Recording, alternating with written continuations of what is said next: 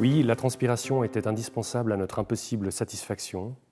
Elle était la preuve de notre labeur, de l'intérêt que l'on portait à faire les choses bien comme il faut. Autant dire qu'elle nous était nécessaire, ne serait-ce que pour nous prouver, au moins une fois, que nous n'étions pas nés pour rien.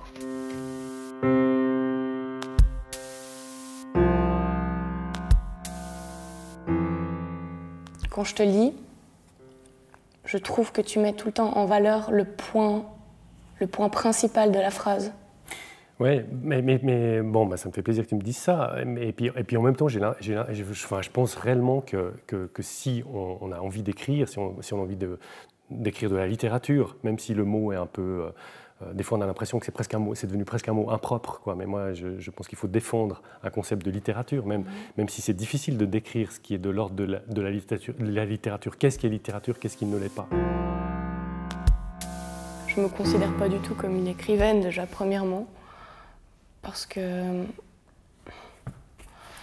je pense que c'est déjà quelque chose à prouver, entre guillemets. C'est pas en ayant écrit un livre qu'on peut être écrivain, à mon avis.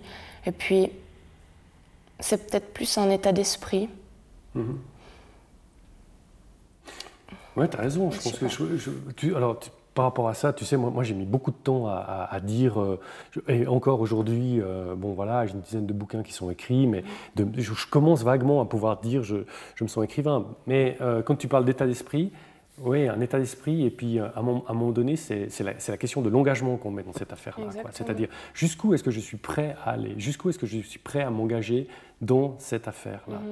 Et puis, en même temps, je trouve magnifique cet élan, cette volonté que tu as d'aller dans cette affaire-là, dans cette grande affaire-là, sachant que même quand on est écrivain, on passe la grande majorité de son temps à ne pas écrire. Paradoxalement, quoi. Ouais.